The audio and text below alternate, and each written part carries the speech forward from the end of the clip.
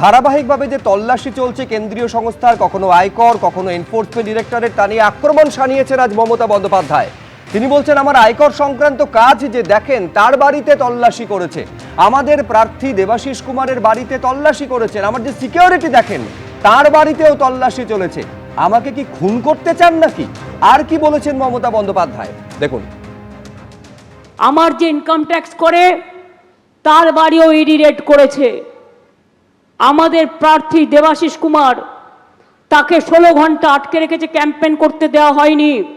প্রত্যেকটা কেস হবে, জেনে রাখুন।